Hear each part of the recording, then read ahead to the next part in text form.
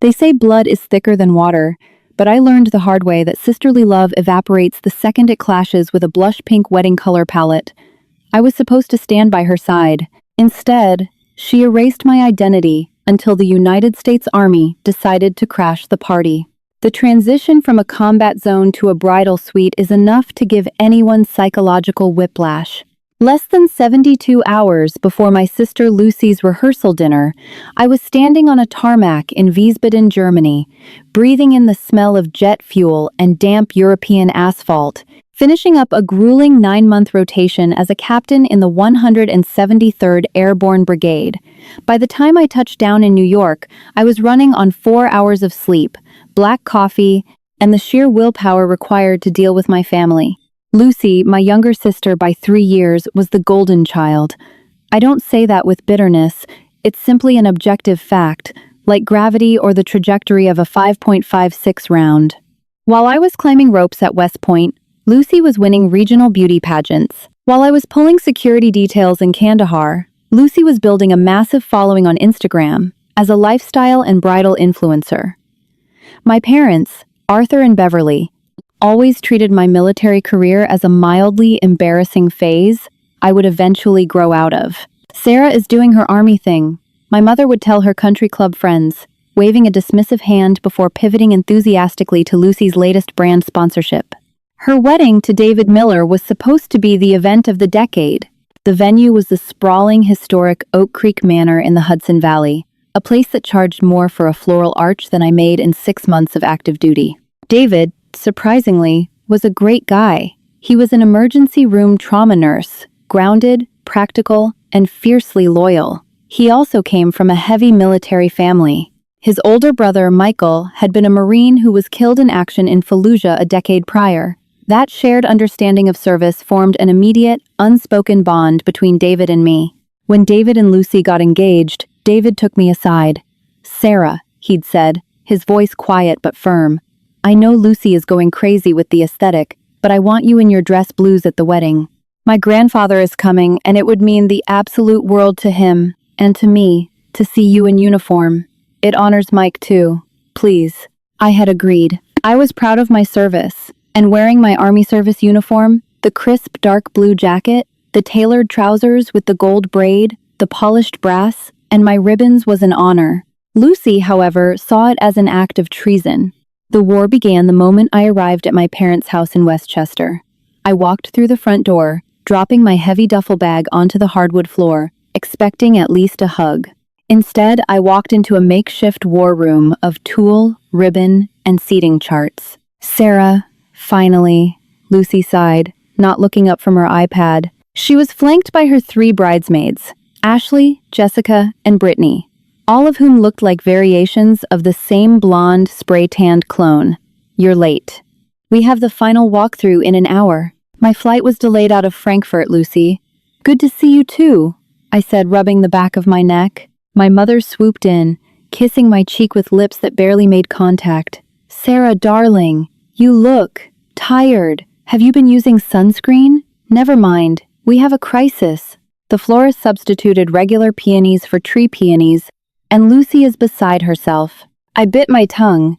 "I'm sure it'll look beautiful, Mom." Lucy locked her screen and stared at me. "Have you reconsidered the outfit, Sarah? Tell me you brought the backup dress." "We talked about this, Chloe," I said, keeping my voice even. "David specifically asked me to wear my uniform. It's important to him." Lucy rolled her eyes, a dramatic full-body motion. "David doesn't understand weddings. He doesn't get cohesion. My entire aesthetic is ethereal, romantic, dusty, sage, blush, pink, ivory. You are going to be standing there in a harsh, dark, navy blue suit with shiny gold buttons looking like a TSA agent. It's going to ruin the photos." Ashley and Jessica exchanged sympathetic winces, siding with the bride. "I won't look like a TSA agent," I said, my patience already thinning.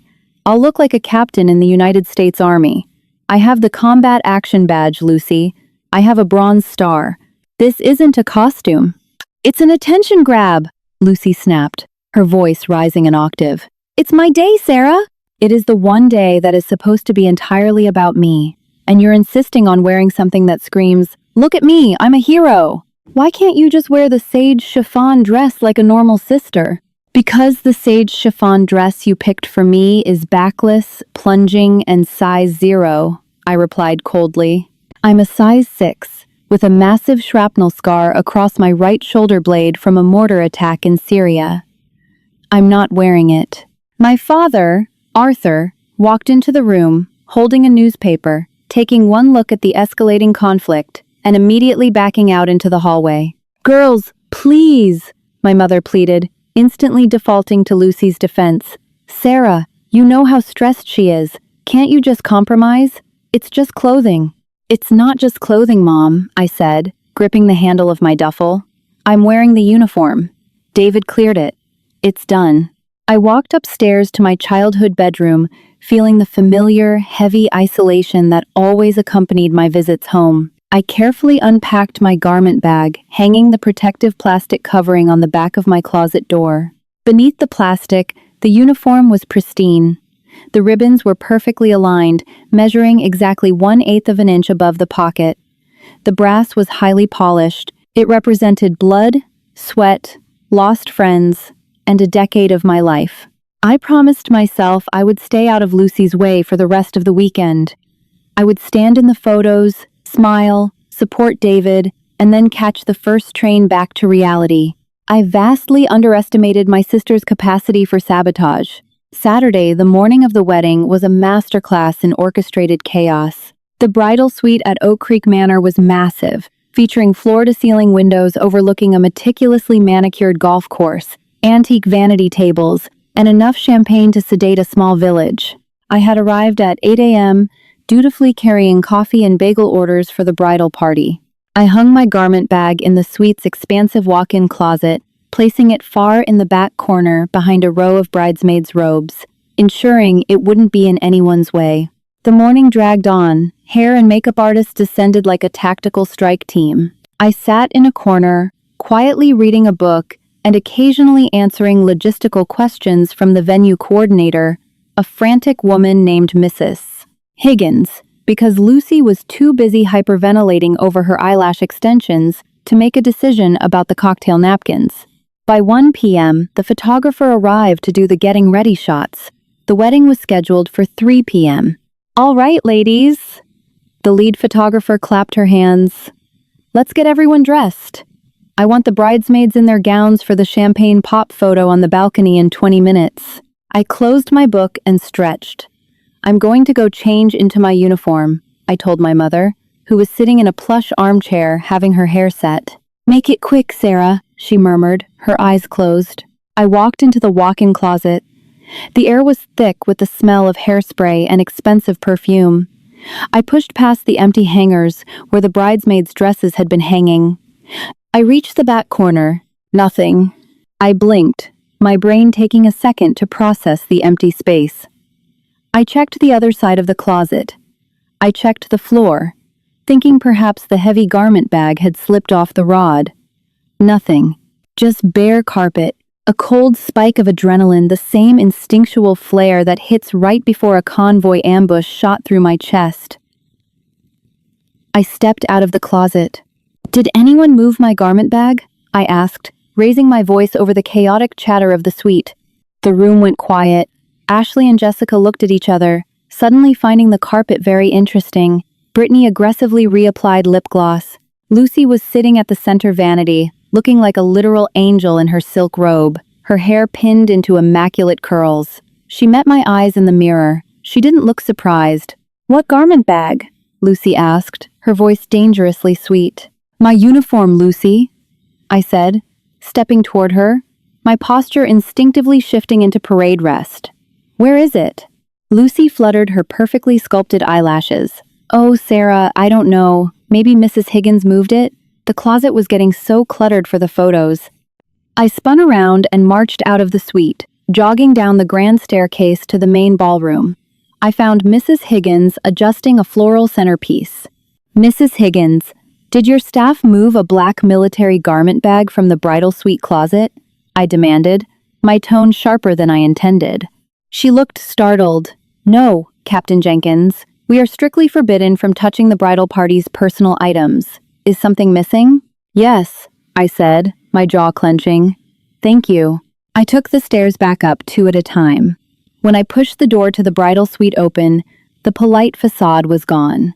I walked straight up to Lucy. Where is it? I asked, my voice deadly quiet. It was the voice I used when my platoon was out of line. It was not a sisterly voice. Lucy sighed, turning around in her chair. Sarah, stop being so dramatic. You're stressing me out, and my heart rate is going to ruin my makeup. Just wear the backup dress. She pointed to the corner of the room. Hanging on a hook was a hideous, ill-fitting chiffon monstrosity in a muddy shade of green. You stole it, I said, the realization settling like a stone in my stomach. You hid a United States Army officer's uniform. I didn't steal it, Lucy snapped, finally dropping the innocent act. I had Jessica put it in the trunk of her car, and her husband drove it back to his hotel. It's safe. You'll get it back tomorrow. Jessica shrank back against the wall, looking terrified. Lucy made me do it, Sarah. I swear. She said you agreed to wear the bridesmaid dress. I stared at my sister. The sheer audacity, the profound disrespect, it was suffocating. She hadn't just hidden a suit. She had hidden the fabric that bore the weight of my fallen soldiers. She had hidden the combat patch on my right shoulder that I earned in the dirt of the Arghandab River Valley. Lucy, I said, my voice trembling with rage. You are going to call Jessica's husband right now and tell him to turn his car around. I can't, Lucy crossed her arms defiantly. They went to the secondary hotel 40 minutes away to check in. He won't be back until right before the ceremony starts. You don't have time. Just put on the green dress, Sarah. You'll look beautiful and you won't ruin my pictures. Stop being selfish. My mother stood up. Sarah, please. The wedding is in an hour and a half. Just put the dress on. Don't make a scene on your sister's special day. I looked at my mother. I looked at the golden child who had always gotten away with murder because she wrapped it in a pretty bow. They expected me to cave. They expected the dutiful soldier to fall in line, put on the humiliating dress, and let Lucy win, just like always. I am not putting on that dress, I said, my voice steadying. And I am not standing in your wedding looking like a prop you forced into submission. Fine, Lucy shrieked, her face flushing red. Then you can sit in the back row with the distant cousins. Or you can leave, because you are not standing at my altar in that depressing military costume. I didn't yell, I didn't cry. I simply turned on my heel, walked out of the bridal suite, and let the heavy oak door slam shut behind me. I stood in the opulent, empty hallway, the muffled sounds of the string quartet warming up, floating up from the gardens. I looked at my watch. 1:25 p.m. I was 95 minutes away from the ceremony. I had no uniform. I had no dress. I was wearing leggings and a t-shirt. I pulled my phone out of my pocket. I scrolled past my family contacts, past my civilian friends, and stopped at a number I hadn't called since my return to the States. Master Sergeant Bradley Donovan. Donovan and I had deployed together twice. He was currently stationed at West Point a little over an hour away with normal traffic, but he had mentioned he was in the Hudson Valley area this weekend for a recruiting event. It was a massive long shot, a ridiculous ask. But he was my mentor, and soldiers don't leave soldiers stranded behind enemy lines, even if the enemy was a bridezilla armed with a seating chart. I hit dial. It rang twice before a gruff voice answered. Captain Jenkins, to what do I owe the pleasure? Donovan said over the background noise of traffic. Master Sergeant, I said, my voice finally cracking just a fraction. I have a situation. A code red aesthetic emergency. I'm listening, sir. His tone instantly shifted, recognizing the distress in my voice. I'm in Rhinebeck. My sister stole my dress uniform so I couldn't wear it to her wedding. Ceremony is at 1,500 hours. I took a shaky breath. Donovan, I need a favor. The biggest favor I've ever asked. There was a 3-second pause on the line. Give me your coordinates, Captain, Donovan said, his voice dropping to a deadly, serious gravel.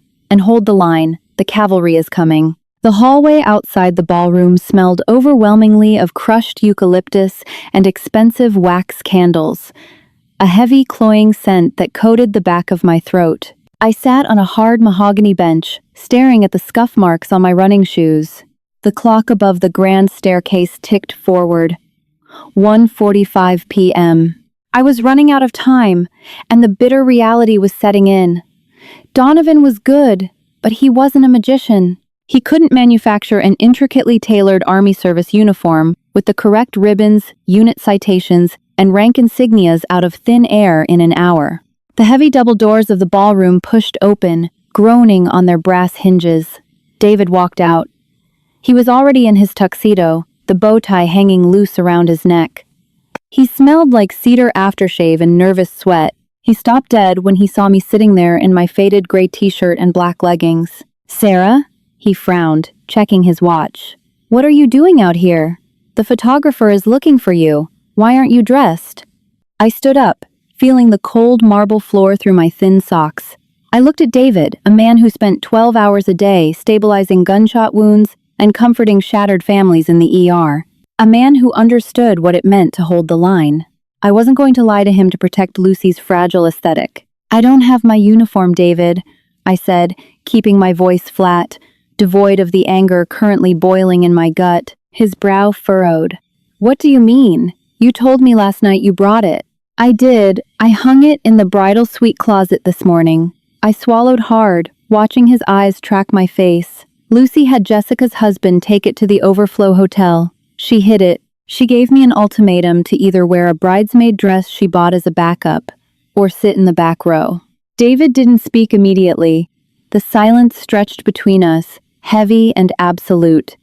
I watched the blood slowly drain from his face, leaving his skin a pale, sickly gray. His jaw locked, a muscle ticking violently near his ear. He didn't yell. He didn't throw his hands up. His reaction was terrifyingly clinical, the cold focus of a trauma nurse assessing a fatal wound. "She had it removed from the premises," David repeated, his voice barely above a whisper, grinding out every syllable. "Yes." He closed his eyes for a long second. When he opened them, the warmth that usually resided there was completely extinguished. "My brother died in a Humvee outside Fallujah wearing his uniform. I asked her to respect that. I asked her to respect you.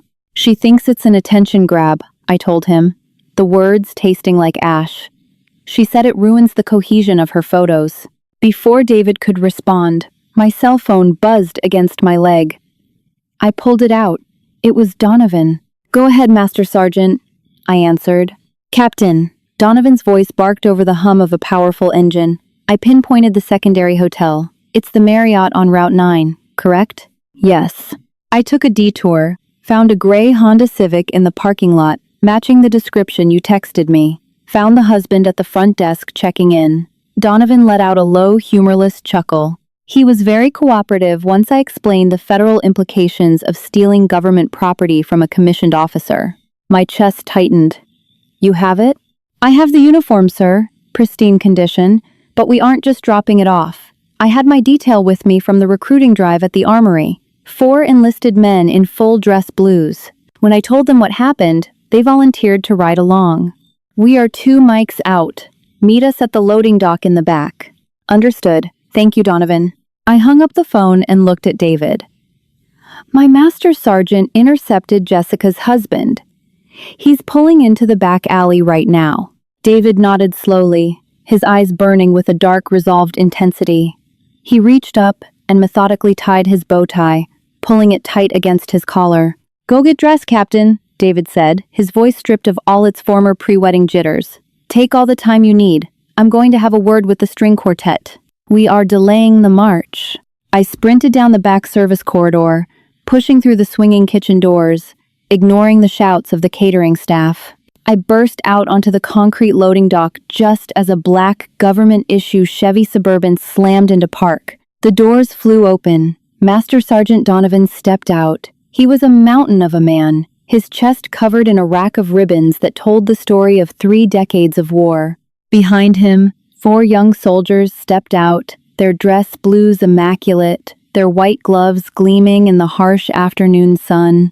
Donovan opened the trunk and pulled out my black garment bag. He marched over and handed it to me. "Your armor, Captain," he said, his eyes hard. "I owe you a bottle of scotch, Donovan." I breathed, taking the heavy bag. You owe me nothing, sir, Donovan replied, adjusting his cover. No soldier gets left behind, especially not for a damn color palette. We'll secure the perimeter. Get changed. I found a staff locker room in the basement. It smelled faintly of bleach and stale coffee. I stripped out of my civilian clothes and carefully pulled on the heavy, dark blue trousers. The rigid scratch of the wool was deeply grounding. It was a texture I associated with discipline, with purpose, with reality. I buttoned the crisp white shirt, adjusted the black necktie, and finally slipped into the tailored jacket. I looked at myself in the cracked mirror above the sinks. The gold brass buttons gleamed. The combat action badge rested securely on my chest. This wasn't a costume. It was a ledger of my life, a testament to the men and women who had stood beside me in the absolute worst conditions humanity had to offer. I adjusted my cuffs, took a deep breath of the bleach-scented air, and walked upstairs. It was 3:15 p.m. The grand foyer outside the ballroom was empty. The massive oak doors leading to the ceremony space were shut.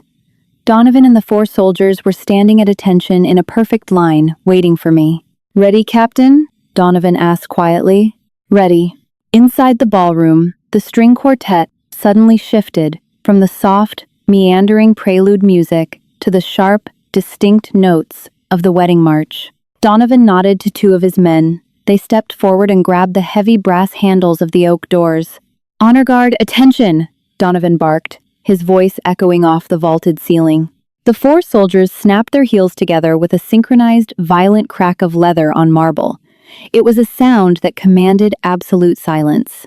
The doors swung open. The ballroom was packed with 200 guests, all turning in their seats, expecting to see a vision in white lace. Instead, they saw me. I stepped into the doorway, flanked by Master Sergeant Donovan and an official United States Army Honor Guard. The string quartet, utterly confused by the military presence, fumbled their bows and sputtered to a dead stop. The silence in the room was absolute, heavy enough to crush bone. I looked down the long, white-carpeted aisle. At the altar, Lucy stood frozen, her face drained of color. She was wearing her intricate, custom-made gown, clutching a bouquet of tree peonies. She looked like a ghost. Beside her, David stood tall, his jaw set like granite. "Forward, march," Donovan commanded quietly. We walked down the aisle. The rhythmic, synchronized sound of our polished shoes hitting the floorboards echoed through the cavernous room. Guests stared, wide-eyed, parting slightly as if we were parting the sea. I kept my eyes locked, front and center, my spine rigid. I didn't look at my mother, who was sitting in the front row with her hand over her mouth. I didn't look at my father. We reached the front row. Donovan and the honor guard executed a flawless flanking maneuver, stepping to the side and saluting David. David, with tears shining in his eyes, returned the salute sharply. I stepped up to my designated spot on the bridesmaid's side. Lucy was trembling. Her perfect, carefully curated illusion had been shattered by the sheer, undeniable weight of reality. "What are you doing?" Lucy hissed under her breath, her voice venomous. "You're ruining my wedding." David turned to her. The officiant, an older man holding a leather-bound book, took a step back, sensing the sudden drop in atmospheric pressure. "No, Lucy," David said, his voice carrying clearly across the silent room. "You ruined it." Lucy blinked, her carefully contoured face twitching. "David, what are you talking about? Let's just say the vows." "You stole her uniform," David interrupted, his words dropping like heavy stones. "You sent it away because you cared more about how a photograph was going to look than you cared about your sister's service. You cared more about a color scheme than you cared about the memory of my brother." "David, please!" my mother pleaded in a harsh whisper from the front row. "Not now. People are watching." "Let them watch," David said, never breaking eye contact with Lucy. "I've spent the last 2 years thinking you were just a little caught up in the details, that you were just focused on making things beautiful. But there is nothing beautiful about what you did today. It's ugly. It's deeply, fundamentally ugly." Lucy let out a choked sob, tears finally spilling over her eyelashes, ruining her makeup. It's my special day. I just wanted it to be perfect. Marriage isn't an aesthetic, Lucy, David said, his voice remarkably steady despite the devastation in his eyes. It's about having someone's back when things get dark. It's about loyalty. If you can do this to your own sister's blood and sweat, if you can lie to me to protect an Instagram photo, then you can't honor what this marriage means. He reached into his tuxedo pocket, pulled out a small velvet box, and placed it gently on the small table next to the altar. I'm sorry to everyone who traveled to be here, David addressed the crowd, his voice echoing in the dead silence. But there will not be a wedding today. The gasp that swept through the room was deafening. Lucy let out a genuine, piercing scream of frustration, dropping her expensive bouquet to the floor. The peonies shattered against the wood. David didn't look back at her. He turned to me, extended his hand, and I shook it firmly. Let's go, Captain, David said. I turned around. Donovan barked another order, and the honor guard snapped into formation around us. Together, David, myself, and 5 soldiers walked back up the aisle, leaving the shattered remains of a superficial kingdom behind us. We didn't go to the reception. Instead, David, Donovan, the soldiers, and I went to a dive bar 3 towns over. We sat in a dark corner booth that smelled of stale beer and fried food. We ordered a round of cheap whiskey, raised our glasses, and drank to my squad, to David's brother Mike, and to the hard, unvarnished truth.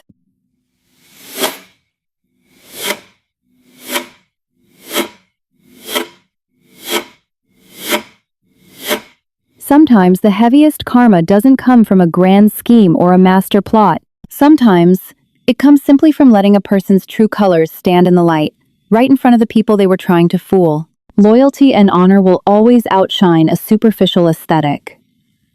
Lucy learned the hard way that you cannot curate reality, and David proved that true character is revealed when the cameras stop rolling. Everyone must decide where they draw the line between family duty and self-respect.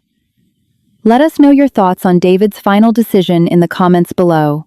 If you enjoyed this story of hard karma, please hit the like button, share this video, and subscribe for more epic drama.